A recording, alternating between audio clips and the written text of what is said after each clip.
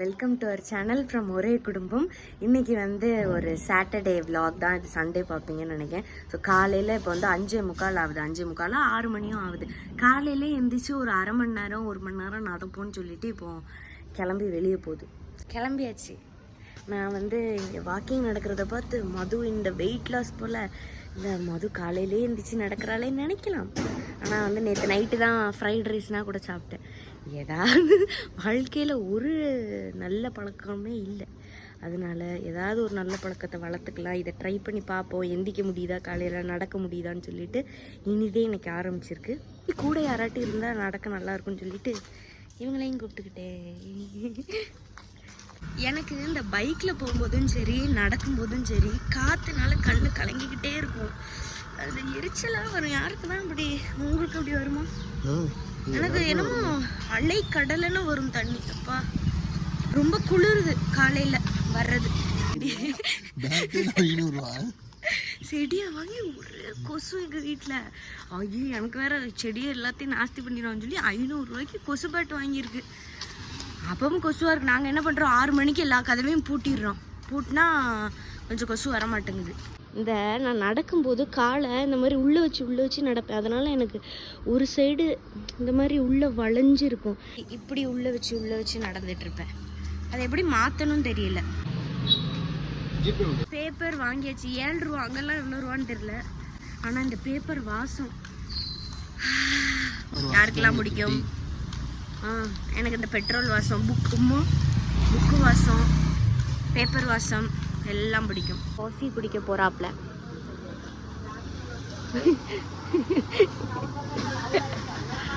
ஐயோ என்கிட்ட வருது. என்னை கடிக்காதே. உனக்கு பிஸ்கட் வேணுமா? நெல்லு.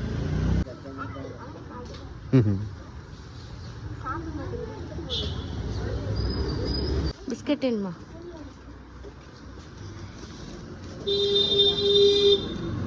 நடந்து வந்தாச்சு.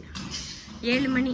ஒரு 45 நிமிஷம் நடந்திருக்கும். பிரிஸ்கானா நடக்கல. நார்மலாக இப்போ படியில் வந்ததுனால இழைக்குது.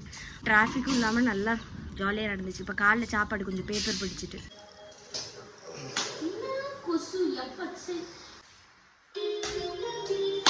பயிர் ஊற வச்சேன். காலையில் பயிர் தோசை. ஸோ இந்த இடத்தெல்லாம் கொஞ்சம் க்ளீன் பண்ணால் தான் வேலை ஓடும். பண்ணிவிட்டு சமைப்போம். என்னோட கார்டன் டூர் காட்டுறேன். ஐ திங்க் இதுலேருந்து ஒரு பூ தான் வளரும்னு நினைக்கிறேன். இருக்கும்போதே வாங்கிட்டு வந்துட்டேன். எனக்கு தெரிஞ்சு இன்னொரு பூ வளர்றதுக்குன்னா கஷ்டம். அதனால் பிடுங்காமல் இப்படியே வச்சுருக்கேன். இதில் ஆனால் நிறைய மொட்டு இருக்குது. இதெல்லாம் புதுசாக வந்த பூ தான். இதெல்லாம் புதுசாக வந்த பூ. நான் வாங்கும்போது இது மட்டும் தான் இருந்துச்சு. இது என்ன பூனே தெரில. ஆனால் அழகாக இருக்குல்ல, லாவெண்டர். இது என்னன்னு தெரியும், பட் அதுலேருந்து இப்படி பூ வருமானு இன்றைக்கி தான் பார்க்கலாம். இது சரிஞ்சிட்டு வெயிட்டு தாங்காமல் வேறு எது மாற்றணும். ரோசா பூக்கு தான் வெயிட்டிங். என்ன கலர்னே தெரியல. ஸோ மொட்டு விட்டுருக்கு. இது அழகு பூ. இதை வீட்டுக்குள்ளே வச்சாலும் வைப்பேன். மணி பிளான்ட்டு, புடலங்காய், இது தக்காளி, வெத்தலையும் நல்லா வளர்ந்துட்டு. இது பட்டு போயிடுச்சு. இது ஒரு அழகு செடி பட்டுருச்சு. அது வாரம் ஃபுல்லாக குப்பை கிடக்கா இருந்தால் கூட சனி ஞாயிறு எங்கள் வீடை நாங்கள் நீட்டாக வச்சுருவோம். நாங்கள் எப்படின்னா க்ளீன் பண்ணுறதை பார்த்து யாரும் கில்ட்டியாக ஃபீல் பண்ணிடாதீங்க. நாங்களே ஆடிக்கு அம்மா வச்சுக்கிட்டேன். ஐயோ நம்ம தான் இப்படி இருக்கோம்னு நினைக்கிறேன். ஆனால் பாதி நேரம் படுத்தே தான் கிடப்பேன். So no guilty. ஓகே, இதெல்லாம் தொடச்சி ஒரு 8 மாதம் இருக்கும் இல்லையா? கிறிஸ்மஸ்க்கு தொடச்சேன். ஏன் கிறிஸ்மஸ்க்கு வாங்கிச்சு? இதுல இதெல்லாம் வச்சேன் இல்லை.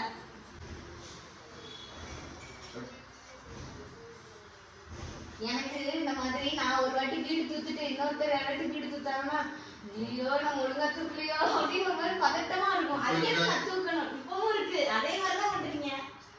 கை முக்குங்க. குபி உனக்கு புது பிளேயிங் இது. வேற ஏதாவது வீட்டில் இருக்கிறது வைக்கலாம். உனக்கு என்ன தெரியுது? உனக்கு ஒரு நிறைய அதில் அந்த இலை மாதிரினா நான் போடுறேன். குப்பி இப்போ கூப்பிட்டா வரும் பாருங்க. குப்பி குப்பி என்ன வரல, அசிங்கப்படுத்தாத குப்பி. குப்பி குப்பி அழகா இருக்கியே குப்பி. கீழேனா இறக்கிக்கல ஏன்றவங்க வேலை பார்க்கலன்னு கேட்குற எல்லாருக்கும் இந்த வீடியோ சமர்ப்பணம். நானும் பண்ணிட்டேன். நான் பெரிய டீப் கிளீனிங் தான் பண்ணல. பட் எல்லா இடத்தையும் நான் தொடச்சி எடுத்துட்டேன். ஆந்திரா முறுக்கு பண்றதுக்கு இந்த உளுந்து பொடி அரைச்சேன். அதுக்கப்புறம் எனக்கு இதை வச்சு என்ன பண்ணன்னு தெரியல. இந்த உளுந்து பொடியை எதுக்கெல்லாம் போடலான்னு யாராவது எனக்கு சொல்லுங்க. இந்த பொடின்னு ஒன்று இருக்கேங்கிறதே அந்த ரெசிபி பார்த்தா தெரிஞ்சேன். இப்போ இது எதில் போடுறது? முறுக்கு பண்ணுறதுக்கு போடலாமோ? கொஞ்சோண்டு பயிறு, ஒரே ஒரு பச்சை மிளகா. எப்போ வந்து இந்த மல்லியில் போடுவேன், ஆனால் இன்னைக்கு மல்லியில் வேண்டாம், இருக்கதே தம்மா துண்டு, இதுக்கு மல்லியில் வேண்டாம். கொஞ்சோண்டு ஜீரகம், ஒரே ஒரு இது போட்டால் இதெல்லாம் இதுதான்.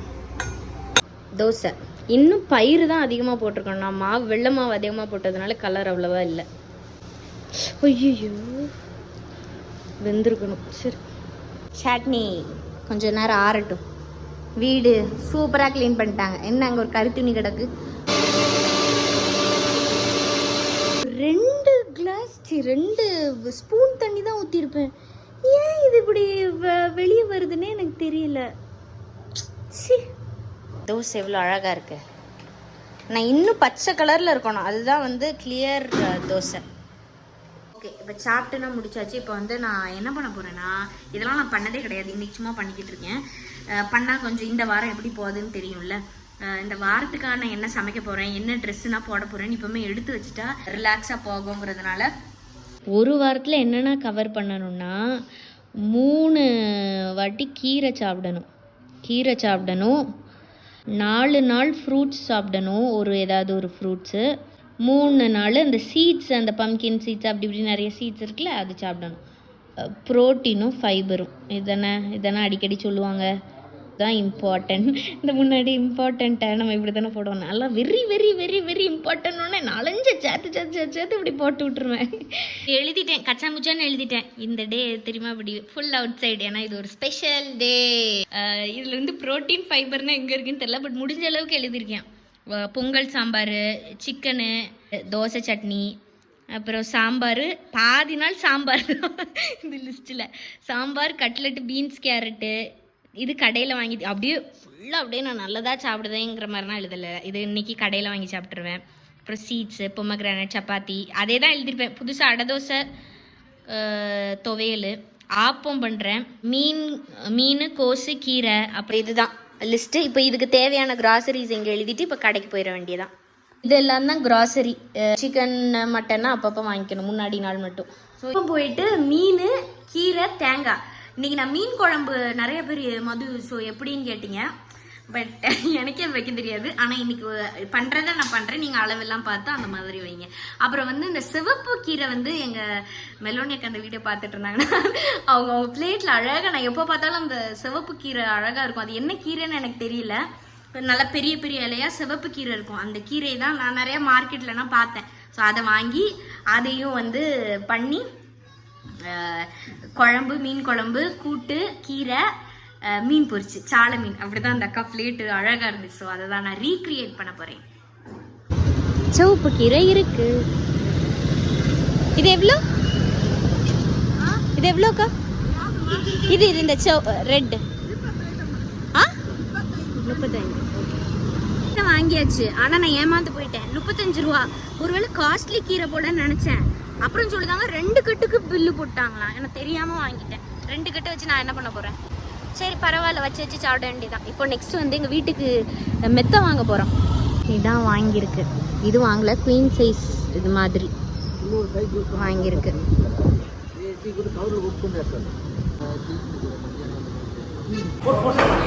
ஓகே. 1 ஃபிஷ் தான் வருதா? ஒன்லி 1 ஃபிஷ் தான் வருது. 2 ஃபிஷ் தான். வாழை மீன் வேற, வெளை மீன் வேற. கடவுளை கடவுள். 2 பேருக்கு எவ்வளோ மீனை வாங்கிட்டு வந்துருக்கேன் பாருங்க. தெரியாமல் ஃபஸ்ட்டு இந்த வெளை மீன் வந்து 1/2 கிலோ போதும்னு தான் வாங்கினேன். 1/2 கிலோவுக்கு வெறும் ஒரே ஒரு மீன் தான் இருந்துச்சா. ஐயோ, ஒரு மீன் எப்படி 2 பேருக்கு காணும்னு சொல்லி 2 மீனை வாங்கிட்டேன். அப்புறம் அது 1 கிலோ ஆயிட்டு. அது 1 கிலோ வந்து 800 ரூபா. சாலை வந்து 1/2 கிலோ தான்ப்பா வாங்கினேன்.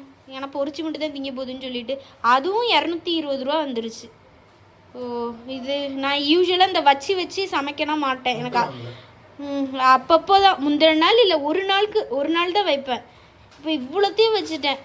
இது எப்படியும் இந்த ஒரு வாரம் இல்லை, ஒரு 4-5 நாளில் முடிக்கணும் எனக்கு. ஆனால் இப்படின்னா வச்சே சாப்பிட மாட்டேன் நான். வேறு என்ன பண்ணேன்? நீங்கள்லாம் எந்த மீன் வாங்குவீங்க? நீங்கள்லாம் வந்து எந்த மீன் எவ்வளோ ரெண்டு ஆளுக்கு எவ்வளோ கேஜிஸ் வாங்குவீங்க? 1/2 கிலோ தான் வாங்குவீங்க. நான் தான் இனிமே 1/2 கிலோ வாங்கிடுறேன். தெரியுறேனா? கீரை இன்னும் ஒரு கட்டு கீரை அங்கே இருக்குது. இதுவே காலியாக 2 நாள் ஆகும். எல்லாம் அதிகம். சரி, ஒரு நாள் ஒழுங்காக வாங்கிட்டு வந்ததே கிடையாது. கீரை எப்படி தான் டேஸ்ட் இருக்குன்னு தெரியல. கடவுளே கசந்துட மட்டும் கூடாது. இதுக்கு ஒரு 4 போதும். இன்னும் ஒரு சின்ன வெங்காயம் இதெல்லாம் போட்டு அரைச்சிடணும். தண்ணி ஊற்றி அரைக்கணும். நல்லா மைய அரைச்சிடணும். இப்போ எல்லாம் முடிஞ்சு கூட்டிட வேண்டியதான். ஃபஸ்ட்டு தேங்காயும் சின்ன வெங்காயத்தையும் போட்டுடணும். ஒரே 2 மிளகா, அப்புறம் தக்காளி. இம்பார்ட்டன்ட் இன்க்ரீடியன்ட் இந்த குழம்பு பொடி. இதுதான் எல்லாத்துக்கும் போடுவேன். பட் இந்த குழம்பு பொடியோட அளவு கேட்டிங்கல்ல, அதை நான் கமெண்ட்டில் போடுறேன். எங்கள் அம்மா கிட்ட கேட்டு எழுதி நான் அதை கமெண்ட்டில் ஃபஸ்ட் கமெண்ட்டில் பின் பண்ணுறேன். சரியா? ஓ இதில் அவ்வளோதான். இதில் ஃப்ரெஷ் கருவேப்பிலை அடுத்தது. கருவேப்பிலை போட்டாச்சு. நல்ல மிளகு பொடி சாரல் மாதிரி கொஞ்சோண்டு போட்டுவிட்டோம். உப்பு போட்டாச்சு. மாங்காய் இருந்ததுன்னா ஒரு துண்டு போடலாம். நான் வந்து மாம்பழமும் ஆயிட்டு, பட் பரவாயில்ல. ஒரு புளி சைஸ் லெமனு. அவ்வளோதான். கையால் விரவணும். அதில் தான் டேஸ்ட்டு. அப்போ இந்த நம்ம தக்காளிலாம் இருக்கும்ல, அதெல்லாம் போட்டு நல்லா விரவி எடுத்து உரண்டா தண்ணியை ஊற்றிடணும். இதெல்லாம் முடிச்சு இப்படி கிளறின பிறகு லைட்டாக எடுத்து நக்கி பார்க்கணும். நக்கி பார்த்தா ரொம்ப உரப்பாக இருக்குது. கொஞ்சம் உப்பு போடணும். உரப்பாக மட்டும் இருக்குது, புளிப்பே இல்லை. புளியை கொஞ்சம் போட்டுற வேண்டாம், வச்சிட வேண்டியதான். முடிஞ்சு மீன் குழம்பு. இன்னைக்கு 2 கூட்டு எங்கள் வீட்டில். ஸோ பருப்பு சரி போடலங்க, பருப்பு. இப்போ கீரை சும்மா தாளித்து போட்டுட்டு தேங்காய் ஜீரகம் வத்தல். அவ்வளோதான்.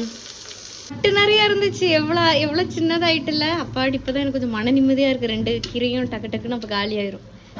இல்லை வத்தல் அதிகமாக போய் தொலைச்சிட்டு நிறைய போட்டேன் வத்தல். கீரை சூப்பராக இருக்கலாம். சாப்பிட்டு பார்ப்போம் எப்படி இருக்குன்னு. ஆனால் இந்த வெங்காயத்தை தனித்தனியாக இப்படி கிடக்கு. கடவுளே. சரி, இது நல்லா தான் இருக்கு. நிறைய தேங்காவோ, கீரையை விட தேங்காய் அதிகமாக இருக்கு. மீன் போட்ட வேண்டியதான். சரி, போட்டுற வேண்டியதான். அந்த மசாலா லைட்டாக பரட்டிட்டு போடு.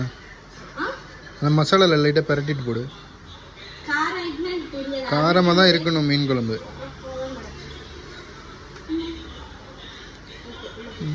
முள்ளங்காய் கூட்டு ரெடி. எப்படி என்னோட மீன் குழம்பு? யூஸ்வலாக மீன் குழம்புல எதுவுமே போட மாட்டேன். எண்ணெய்னா ஊற்றி தாளிக்க மாட்டேன். சில நேரம் அம்மா தாளிப்பாங்க. பட் வந்து இந்த மாதிரி பொரிச்ச மீன் அந்த ஆயில் இருந்ததுன்னா லைட்டாக மேலே ஊற்றினா it would be tasty. Office வந்து யூஸ்வலாக நான் வந்து என்ன கையில் கிடைக்கும் அதான் போவேன். மோஸ்ட்டாக கீழே ஒரு ஜீனும் மேலே ஒரு டாப், சுடிதார் டாப் மாதிரி வாங்கியிருக்கோம்ல, தனித்தனியாக டாப், அதுதான் போட்டு போவேன். ஸோ இந்த வாரத்துக்கு என்ன எடுத்திருக்கேன்னா, ஒரு ஜீனு, மொத்தம் 4 ட்ரெஸ் எடுத்தால் போதும். ஸோ ஒரு ஜீனு, இது நான் இப்போ ட்ரெண்ட்ஸில் வாங்கினால அந்த 2 ட்ரெஸ்ஸு, மீதி 2 நாள் ஜீன் 2 நாள் சுடிதார் போட்டுக்க போகிறேன். ஸோ அதனால கீழே பேண்ட் வந்து எனக்கு இந்த லெகின்ஸ் போடுறத விட லூஸாக ஒரு பேண்ட் உண்டுல்ல, பலாசோ, அது வந்து ஜீன்லேயே அந்த மாதிரி இருக்கும்ல, அது ஒன்று வச்சுருப்பேன். அது கூட ஏதாவது ஒரு 2 டாப்பு, என்ன டாப் தனித்தனியாக கேட்டு வாங்கியிருப்பேன்ல, அது இது எங்கள் அத்தை எனக்கு எடுத்து கொடுத்தாங்க. ஸோ இது ஒரு டாப்பு. அப்புறம் இது வந்து அக்கா எடுத்தேன்டா. இது ட்ரெண்ட்ஸுன்னு நினைக்கிறேன். ஸோ இது இந்த ரெண்டும் அவ்வளோதான். இதை லைட்டாக அயன் பண்ணி வச்சுட்டு முடிச்சிருவேன். கண்ணே பட்டு விடும் அளவுக்கு அவ்வளோ அழகாக இருக்கலாம். ஐயோ பார்க்க எவ்வளோ அழகாக இருக்கு. Super super. போட போகிறேன். குழம்பு கொஞ்சம் சுமாராக தான் இருக்குது. ஐ மீன் பார்க்கறதுக்கே சுமாராக இருக்குது. ஐயோ இப்போ இது கொஞ்சம் வேறு நிமிஷம் கொஞ்சம் பொரிச்ச மீன் கொஞ்சம் சின்ன வெங்காயம் இவ்வளோத்தையும் எடுத்து